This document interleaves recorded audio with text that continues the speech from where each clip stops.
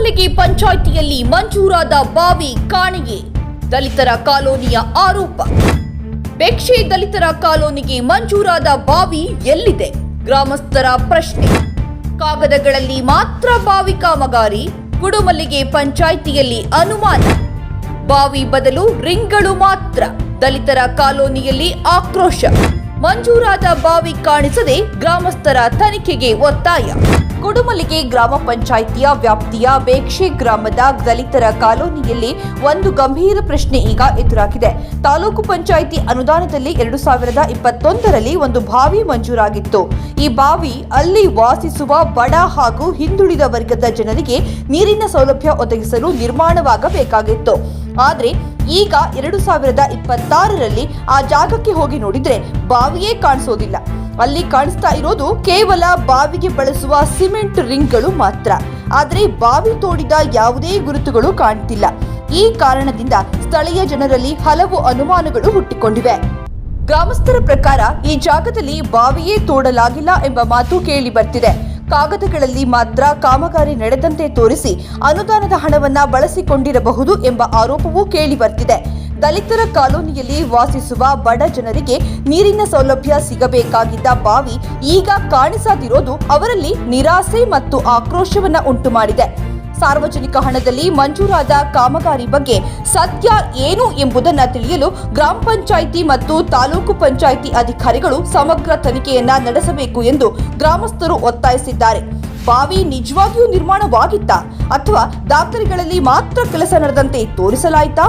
ವೀಕ್ಷಕರೇ, ನಾವಿದ್ದೀವಿ ಈಗ ಕುಡುಮಲ್ಲಿಗೆ ಗ್ರಾಮ ಪಂಚಾಯಿತಿ ವ್ಯಾಪ್ತಿಯಲ್ಲಿ. ನೀವೀಗ ಏನ್ ನೋಡ್ತಿದ್ದೀರಿ, ಈ ಜಾಗದಲ್ಲಿ ಸರ್ಕಾರದ ಅದು ತಾಲೂಕು ಪಂಚಾಯಿತಿಯ ಅನುದಾನದಲ್ಲಿ ಇದೊಂದು ಬಾವಿ ನಿರ್ಮಾಣವಾಗಿರ್ತದೆ 2021ರಲ್ಲಿ. ಅದಕ್ಕೆ ಬೇಕಾಗಿರುವಂತ ದಾಖಲೆಗಳು ಇರ್ತವೆ. ಆದ್ರೆ ಈ ಪ್ರದೇಶದಲ್ಲಿ ಎಲ್ಲೇ ನೋಡಿದ್ರು ಬಾವಿಗಳೇ ಇರೋದಿಲ್ಲ, ಕೇವಲ ರಿಂಗ್ಗಳು ಮಾತ್ರ ಇರುತ್ತೆ. ಇಲ್ಲಿ ಈಗ ಇವತ್ತು ನಮ್ಮ ಸುದ್ದಿವಾಹಿನಿಯೊಂದಿಗೆ ಮಾತಾಡ್ಲಿಕ್ಕೆ ಇಲ್ಲಿನ ಗ್ರಾಮಸ್ಥರಿದ್ದಾರೆ. ಅವ್ರನ್ನೇ ಕೇಳೋಣ, ಏನಾಗಿದೆ, ಬಾವಿ ನಿರ್ಮಾಣವಾಗಿತ್ತ, ಇಲ್ಲ ನಿರ್ಮಾಣವಾಗುವ ಬಾವಿನ ಏನು ಮುಚ್ಚ ಆಯ್ತಾ, ಇಲ್ಲ ಇಲ್ಲಿ ಬಾವಿನೇ ನಿರ್ಮಾಣವಾಗದೆ ಇದು ಕೇವಲ ಬೆಳ್ಳಿಗೋಸ್ಕರ ಮಾಡಿದ್ರೆ ಏನಂತ ಇಲ್ಲಿನ ಗ್ರಾಮಸ್ಥರ ಹತ್ರ ಕೇಳೋಣ, ಏನಾಗಿದೆ ಇಲ್ಲಿ ಪರಿಸ್ಥಿತಿ ಅಂತ. ಇದು ಮಾಧ್ಯಮಗಳಲ್ಲಿ ಹಾಗೂ ಊರಿನ ಗ್ರಾಮಸ್ಥರು, ಕುಡುಮಲ್ಲಿಗೆ ಗ್ರಾಮಸ್ಥರುಗಳಿಂದ ನಾನು ಈ ವಿಚಾರ ಬಾವಿ ಕಾಣೆಯಾಗಿದೆ ಅನ್ನೋ ವಿಚಾರಕ್ಕೆ ಸಂಬಂಧಪಟ್ಟಂಗೆ ವಿಷಯ ಕೇಳ್ಪಟ್ಟಿದೆ. ಆ ನಂತರದ ದಿನಗಳಲ್ಲಿ ಇಲ್ಲಿ ಒಮ್ಮೆ ನಾನು ಕೂಡ ಈ ಸ್ಥಳಕ್ಕೆ ಭೇಟಿ ಕೊಟ್ಟಾಗ ಬರೀ ರಿಂಗ್ ಇದೆ, ಬಾವಿ ಇಲ್ಲ ಅಂತ ಹೇಳಿ. ಒಂದು ವ್ಯವಸ್ಥೆ ಇದೆ. ಬಾವಿ ತೋಡಿಯಾದ ನಂತರದಲ್ಲಿ ರಿಂಗ್ ಬಿಡೋದು ಕ್ರಮ. ನೀರು ಸಿಕ್ಕಿದ ನಂತರ ಬಾವಿ ರಿಂಗನ್ನು ಬಿಡೋಕ್ಕೆ ಶುರು ಮಾಡ್ತಾರೆ. ಇಲ್ಲಿ ಆ ರೀತಿ ಇಲ್ಲ. ನಾನು ಮುಖ್ಯವಾಗಿ ಇಲ್ಲಿ ಕೇಳೋದೇನೆಂದರೆ, ಈಗ ತಾಲೂಕ್ ಪಂಚಾಯಿತಿ ಅನುದಾನದಿಂದ ಇಲ್ಲಿಗೆ ಹಣ ಮಂಜೂರಾಗಿದೆ. ಹಿಂದೆ ತಾಲೂಕ್ ಪಂಚಾಯಿತಿ ಮೆಂಬರ್ ಆದಂಥ ಬೇರೆ ಭಾಗದ ಸದಸ್ಯರು ಇಲ್ಲಿಗೆ ಅನುದಾನ ಕೊಟ್ಟಿದ್ದಾರೆ. ಸ್ಥಳೀಯವಾಗಿ ಕುಕ್ಕೆ ಪ್ರಶಾಂತ್ ಅವರು ಇಲ್ಲಿ ತಾಲೂಕ್ ಪಂಚಾಯಿತಿ ಸದಸ್ಯರಾಗಿದ್ದರು. ಅವ್ರು ಏನು ಮಾಡ್ತಾಯಿದ್ರು, ಈ ಪಂಚಾಯಿತಿ ಒಳಗಡೆ, ಕುಡುಮಲ್ಲಿಗೆ ಪಂಚಾಯಿತಿ ಒಳಗೆ ಇದು ಒಂದಲ್ಲ ಅಕ್ರಮ. ಸಾಕಷ್ಟು ಕೆಲವು ಅರ್ಧ ಬಾವಿಯಾಗಿ ಅದರಲ್ಲಿ ಮೇಲ್ಗಡೆ ಕೈಪಿಡಿ ಇಲ್ಲದೆ ಇರುವಂಥವು, ಟ್ಯಾಂಕಿ ಬಿದ್ದು ಹೋದಕ್ಕಾದವು, ಮೋರಿ ಪೈಪ್ ತಂದು ಹಾಕಿ ರಸ್ತೆಗಳಿಗೆ ಮೋರಿ ಪೈಪೇ ಹಾಕದೆ ಜನರು ಓಡಾಡೋಕ್ಕಾಗದೇ ಇರುವಂಥವು, ಇಂಥ ಸಾಕಷ್ಟು ವಿಚಾರಗಳಿದ್ದಾವೆ. MLA ಶಾಸಕರದ ಅನುದಾನ ಇರ್ಬೋದು, ಜಿಲ್ಲಾ ಪಂಚಾಯತ್ ಅನುದಾನ ಇರ್ಬೋದು. ಇವರು ಎಲ್ಲ ಕ್ಷೇತ್ರಗಳಲ್ಲೂ ಓಡಾಡಿ ನ್ಯಾಯ ಕೊಡಿಸ್ತೀನಿ ಅಂತ ಹೋರಾಟ ಮಾಡೋರು ತನ್ನ ಸ್ವಕ್ಷೇತ್ರದಲ್ಲಿ ಈ ರೀತಿ ಅನ್ಯಾಯ ಆದರೂ ಅವ್ರ ಕಣ್ಣಿಗೆ ಕಾಣಲಿಲ್ವಾ? ಈ ಒಂದು ಹಿಂದುಳಿದ ವರ್ಗದವ್ರು ಇಲ್ಲಿ ಕುಡಿಯೋ ನೀರಿಗೋಸ್ಕರ ಹೋಗೋದು. ಒಂದು ದೇವಸ್ಥಾನ ಇದೆ, ದೇವಸ್ಥಾನದಂಥ ಇದು ಜಾಗಗಳನ್ನೇ ಇವರು ಪರಿಗಣನೆ ತಗೊಳ್ಳಿಲ್ಲ ಅಂತಾದರೆ ಇನ್ನು ಯಾವ ಜಾಗಗಳನ್ನು ಇವರು ಪರಿಗಣಿಸ್ತಾರೆ? ಹಿಂದುಳಿದ ವರ್ಗದ ಇಷ್ಟು ಜನ ನ್ಯಾಯ ಅಂತ ಕೇಳ್ತಾ ಇದ್ದಾಗ ತಾವು ಸ್ವಕ್ಷೇತ್ರದಲ್ಲಿ ಈ ರೀತಿ ಅನ್ಯಾಯ ಆದಾಗ ಬಂದವರು ಉತ್ತರ ಹೇಳಬೇಕಿತ್ತಲ್ವಾ? ಭೇಟಿ ಕೊಟ್ಟಿದ್ದಾರೆ ಇಲ್ಲಿಗೆ ಸ್ಥಳೀಯವಾಗಿ, ಇದುವರೆಗೂ ಅವ್ರು ಯಾಕೆ ಬಂದಿಲ್ಲ? ಹಾಗಾದರೆ ಇದರಲ್ಲಿ ನೇರವಾಗಿ ಅವ್ರದ್ದು ಆಪಾದನೆ ಇದೆ. ಇನ್ನೂ ಒಂದು, ಇಲ್ಲಿ ಯಾರಿಂದ ಅನ್ಯಾಯ ಆಗಿದೆ, ಅಧಿಕಾರಿಗಳೇ ಇರ್ಬೋದು, ಜೊತೆಗೆ PDO ಇದಕ್ಕೆ ನೇರವಾಗಿ ಜವಾಬ್ದಾರರು ಇದ್ದಾರೆ. ಪಂಚಾಯಿತಿ ಮಟ್ಟದಲ್ಲಿ ಪ್ರತಿಯೊಂದನ್ನು ಗ್ರಾಮ ಪಂಚಾಯಿತಿ ಸದಸ್ಯರುಗಳಿಗಾಗಿರ್ಬೋದು, ಅಧ್ಯಕ್ಷರುಗಳಿಗಾಗಿರ್ಬೋದು, ಎಲ್ಲವನ್ನು ಮಾಹಿತಿ ನೀಡಿನೇ ಬಿಲ್ ಮಾಡಿಸ್ಕೊಂಡು ಹೋಗಲ್ಲ ಕಾಂಟ್ರಾಕ್ಟರ್ಗಳು. PDO ಜೊತೆಗೆ ಒಳ ಒಪ್ಪಂದ ಮಾಡ್ಕೊಂಡು ಸಂಬಂಧಪಟ್ಟ ಅಧಿಕಾರಿಗಳಿಂದ ಬಿಲ್ ಮಾಡಿಸ್ಕೊಂಡು ಹೋಗ್ತಾರೆ. ಅಂಥ ಸಂದರ್ಭಗಳಲ್ಲಿ ಯಾರ್ಯಾರು ಇದರಲ್ಲಿ ನೇರ ಪಾತ್ರ ವಹಿಸಿದ್ದಾರೆ ಅವರಷ್ಟು ಜನಗೂ ಶಿಕ್ಷೆ ಆಗಬೇಕು. ಇಲ್ಲಿ ಕುಡಿಯೋ ನೀರಿನ ಬಾವಿ ಆಗಬೇಕು. ಇಲ್ಲಿ ಆಗದೆ ಹಿಂದೆ ನಾವು ಜನರಿಗೆ ಅನ್ಯಾಯ ಆಗಿದೆ ಅನ್ನೋ ದೃಷ್ಟಿಯಿಂದ ಹಿಡಿದು ನಾನು ನೇರವಾಗಿ ಶಾಸಕರ ವಿರುದ್ಧನೇ ಸತ್ಯಾಗ್ರಹ ಮಾಡಿದವನು. ಒಂದು ದಿನ ಉಪವಾಸ ಸತ್ಯಾಗ್ರಹ ಮಾಡಿದ್ದೆ. ಇಲ್ಲೂ ಕೂಡ ಅಷ್ಟೇ. ಇಲ್ಲಿ ಸ್ಥಳೀಯವಾಗಿ ಕೂಡಲೇ ಅವರು ಗಮನ ಹರಿಸದೆ ಈ ಜನಗಳಿಗೆ ನ್ಯಾಯ ಕೊಡಿಸದೇ ಇದ್ದರೆ ಸ್ವಲ್ಪವೇ ದಿನಗಳಲ್ಲಿ ಈ ಜಾಗದಲ್ಲೇ ಉಪವಾಸ ಸತ್ಯಾಗ್ರಹ ಹೂಡೋದಂತೂ ಖಂಡಿತವಾಗಿ ಹೌದು.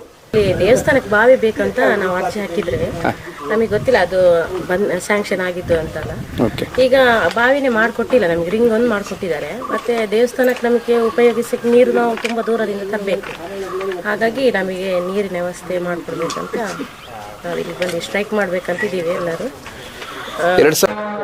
ಲಾಸ್ಟ್ ಟೈಮ್ ಹೇಳಿದಾಗೆ ದೇವಸ್ಥಾನಕ್ಕೊಂದು ಬಾವಿ ಸ್ಯಾಂಕ್ಷನ್ ಆಗಿತ್ತು.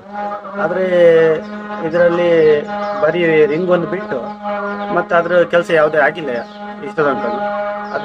ಅದ್ರ ಕೆಲಸ ಆಗಿದೆ ಅಂತ ನಮಗೆ ಮೊನ್ನೆನೇ ಗೊತ್ತಾಗಿದೆ. ಸೋಷಿಯಲ್ ಆಡಿಟ್ ಆದಾಗ ಅದಕ್ಕೆ ಇಷ್ಟು ದುಡ್ಡು ಸ್ಯಾಂಕ್ಷನ್ ಆಗಿದೆ, ಇಷ್ಟು ಖರ್ಚಾಗಿದೆ ಅಂತ ಅದ್ರಲ್ಲಿ ತೋರಿಸಿದ್ದಾರೆ. 1,24,000. ಅದೇ ಇಲ್ಲಿಗೆ ಖರ್ಚಾಗಿದ್ದು ಬರೀ ಒಂದು 24,000 ಏನು ಆಗಿರ್ಬೋದು ಆಗಿರ್ಬೋದು ಅಷ್ಟೇ. ಆದ್ರೆ ಅದು ಉಳಿದಿದ ಹಣ ಏನಾಗಿದೆ ಮತ್ತು ಬಾವಿನೂ ಆಗಿಲ್ಲ. ಅದ ದುಡ್ಡನ್ನು ಯಾರು ತಿಂದಿದ್ದಾರೆ, ಅದಕ್ಕೆ ಹೊಣೆ ಆಗಿರುವಂತ ಅಧಿಕಾರಿಗಳೇ ಆಗಿರ್ಬೋದು ಮತ್ತೆ ಆ ಕಾಂಟ್ರಾಕ್ಟರ್ ಆಗಿರ್ಬೋದು, ಅವ್ರಿಗೆಲ್ಲರಿಗೂ ಶಿಕ್ಷೆ ಆಗ್ಬೇಕು. ಅದ್ರ ಜೊತೆಗೆ ನಮಗೆ ಬಾವಿನೂ ಆಗ್ಬೇಕು ಅಷ್ಟೇ.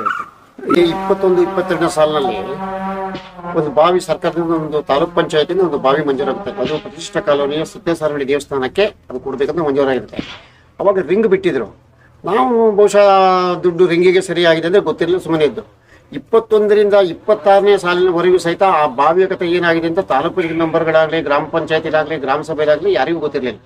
ಮೊನ್ನೆ ಸಾಮಾನ್ಯ ಸೋಷಿಯಲ್ ಆಡಿಟ್ನಲ್ಲಿ ಅವರು ತಾಲೂಕ್ ಪಂಚಾಯತಿಯಿಂದ ಪಟ್ಟಿ ಬಂದಿದೆ ಇಲ್ಲಿಗೆ.